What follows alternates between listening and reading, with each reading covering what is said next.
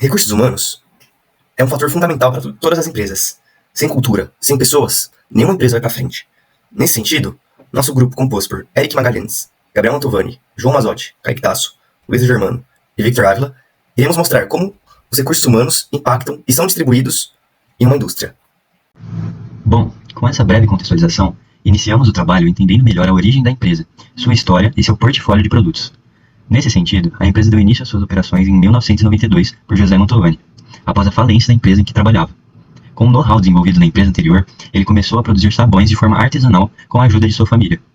Já em 1994, houve a entrada de Alexandro, genro de uma das filhas, que trouxe inovações, automação para a produção, novas maneiras de pensar, além de ampliar as vendas do negócio. Dessa maneira, a empresa escalou seu tamanho e até hoje se mantém com o mesmo modelo de negócio, ainda com a liderança de Alexandro. Concluindo, em relação ao portfólio, atualmente a empresa fabrica desencrustantes, sabões, cosméticos e embalagens de utilidade doméstica.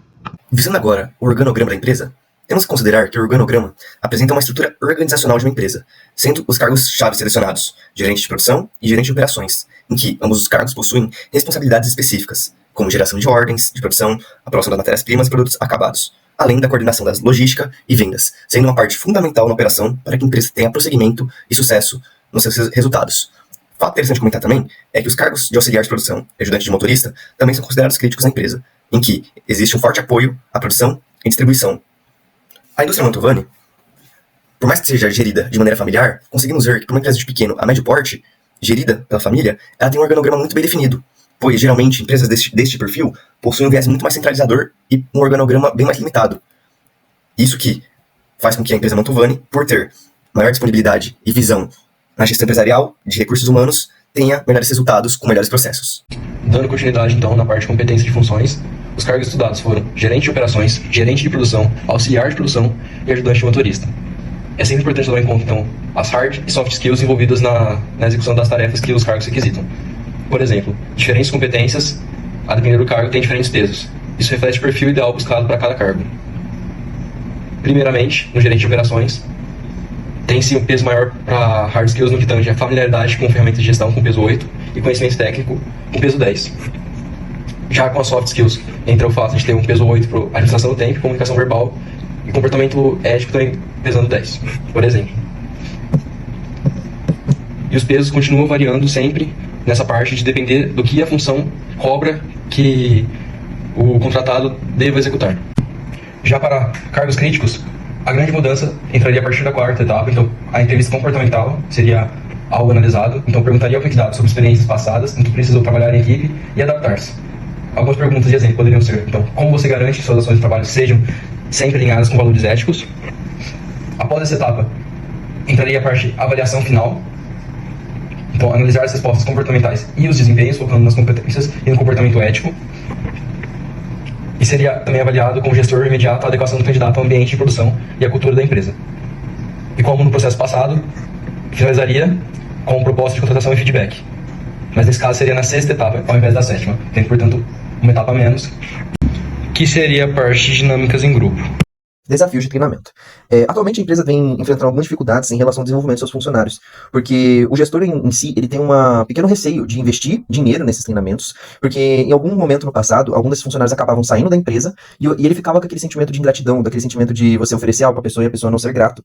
Então, existe problemas com a falta de confiança do gestor em investir dinheiro nesse desenvolvimento dos funcionários em si, né, e acabar eventualmente esse funcionário acabar largando a empresa e indo para algum outro lugar com uma oportunidade melhor, né. Outra coisa também que ocorre é a questão dos treinamentos pontuais, que a empresa em si não tem um treinamento estruturado, mas ela pontualmente oferece alguns treinamentos para melhorar na eficiência do funcionário, que acaba aprendendo mais com um funcionário mais experiente ali na área, né. Treinamento de liderança transformacional. Esse treinamento é um treinamento proposto pelo grupo, que tem o objetivo de desenvolver as habilidades de liderança transformacional nos gestores da empresa, para que assim eles consigam inspirar e influenciar as suas equipes, fazendo com que a cultura organizacional da empresa seja repleta de inovação e que tenha sempre colaboração e crescimento contínuo, né? O público-alvo desse treinamento de liderança são gerentes e líderes dos diversos departamentos da empresa e que tem que buscar desenvolver as suas habilidades de liderança para que assim eles consigam inspirar e motivar suas equipes e fazendo assim um ambiente de desenvolvimento constante, onde as pessoas sempre buscam evoluir constantemente, né? O conteúdo do treinamento é basicamente a introdução à liderança transformacional, né, inspiração e motivação, o desenvolvimento de uma visão clara, promoção do crescimento pessoal e autonomia, gestão de mudanças organizacionais e construção relacionadas e colaboração. Isso faz com que os funcionários, né, esses pontos aqui citados aqui, faz com que os funcionários eles queiram se desenvolver, eles acabam mostrando a visão clara da empresa, então qual é o objetivo da empresa, como a empresa enxerga esses funcionários e qual a importância desses funcionários para a empresa, né, e qual o próximo passo, aonde eles podem chegar. Enfim, esse treinamento ele busca fazer com que os líderes consigam motivar melhor seus funcionários, dando a eles uma perspectiva melhor da importância deles, da onde eles podem chegar dentro da empresa. Treinamento de comunicação verbal e assertiva. Esse treinamento ele vai abordar alguns princípios da comunicação assertiva e verbal plena, que vai ensinar com que esses gestores eles acabem se comunicando de forma mais eficaz e inspiradora para suas equipes. Basicamente, esses gestores vão aprender estratégias para melhor se articular e comunicar a visão inspiradora, né? O que seria essa visão inspiradora? É basicamente você mostrar como esse funcionário ele consegue ser muito importante para a empresa, o quão importante ele é e como as funções desse funcionário são importantes, né? Então, acaba que o gestor ele tem que envolver os colaboradores nessa execução da visão clara dos objetivos, né? E, querendo ou não, esse treinamento vai fornecer ferramentas para incentivar o crescimento contínuo e a autonomia da equipe, né? Fornecendo até feedbacks construtivos, né? E esse crescimento pessoal tem como objetivo fazer com que a equipe consiga se render sozinha. Eventualmente, se o gestor, por exemplo, quiser tirar umas férias, ele pode tirar essas férias, né? Então, a equipe consegue render sozinha, não precisa de um general mandando todo mundo, né? E, querendo ou não, incentivando a autonomia da equipe e o crescimento contínuo, essa equipe vai se tornar mais eficiente, vai se tornar mais eficaz. Então, aí que entra a parte do feedback construtivo. Então, como passar esse feedback, como fazer essa equipe evoluir, como fazer essa equipe continuar rendendo, sem perder a motivação dela, sem desmotivar nenhum funcionário através do feedback, que é uma dificuldade que vai ser praticada nesse treinamento. Bom, aqui na fase 3 do trabalho, em ações de desenvolvimento, a gente pensou em formas de preparar e melhorar determinados cargos de colaboradores da empresa estudada no Tobani Indústria Química. No caso do auxiliar de produção, o treinamento foi pensado em segurança e normas regulamentadoras. Esse preparo tem como objetivo principal ensinar o auxiliar não somente a cumprir as suas próprias funções com segurança, mas também instruir os outros funcionários, a fim de evitar possíveis acidentes. A gente pensou também na parte de liderança em emergências, porque é claro que o principal objetivo é mitigar esses riscos de qualquer tipo de acidente, mas a gente também pensou numa situação de possível evacuação da fábrica, por exemplo, em que esse auxiliar estaria preparado para liderar essa evacuação e saber exatamente quais decisões e quais medidas tomar.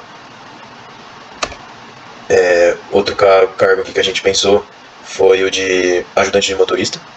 Então, o treinamento dele seria baseado em comportamento transformador no trânsito, que tem como objetivo principalmente lidar com situações de estresse e gestão de conflitos.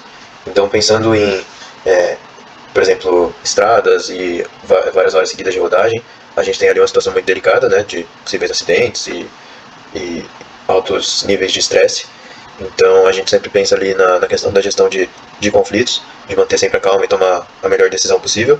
E também pensando nessa questão do ajudante de melhorar o trabalho em equipe e fazer com que eles trabalhem de forma harmoniosa. Bom, agora para finalizar eu vou falar um pouco sobre a avaliação de desempenho da empresa. Bom, a empresa ela não faz uma avaliação tão concreta, então eles não têm métodos quantitativos tão fortes, mas eles medem esses tópicos que estão aqui na esquerda. Então o turnover, a satisfação dos clientes, o comportamento e ética dos funcionários, a segurança no trabalho e o absenteísmo. Então o absenteísmo seria a falta dos funcionários e o turnover é mais relacionado à demissão. O turnover, a empresa avalia mais de uma forma observadora, não tem nenhum KPI que eles usam, nada tão estruturado, então isso a gente já vai explicar também na nossa proposta, que são coisas que a empresa pode melhorar usando os KPIs.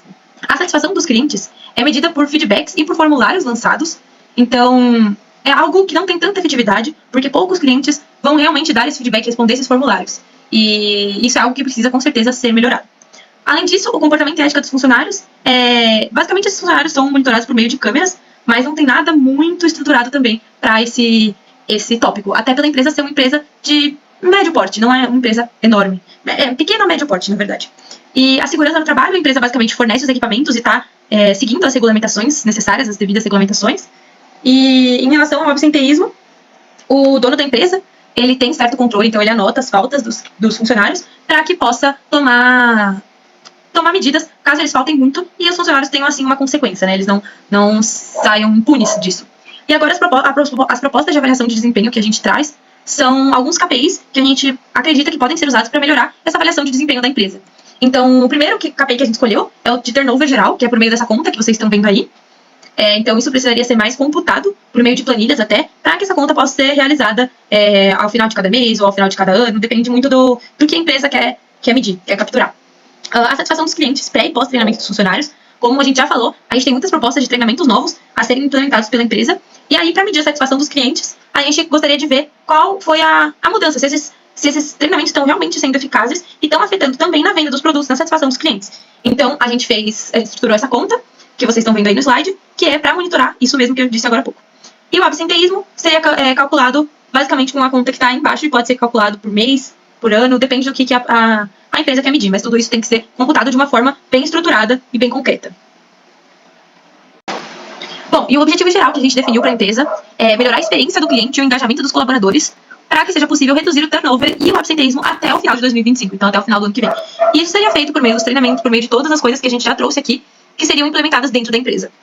E aí a gente dividiu esse OKR geral em objetivos chaves. Então, para ficar sendo algo mais fácil de ser realizado. Porque às vezes a gente tem um objetivo geral e esse objetivo dificilmente é cumprido. Então a gente precisa quebrar esse objetivo geral em pequenos objetivos para que a gente possa ir alcançando meta por meta. Então a gente trouxe esses seguintes objetivos-chave.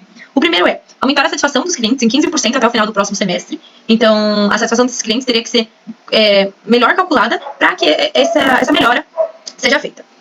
A segunda proposta é reduzir o turnover geral para abaixo de 10% até o final do ano.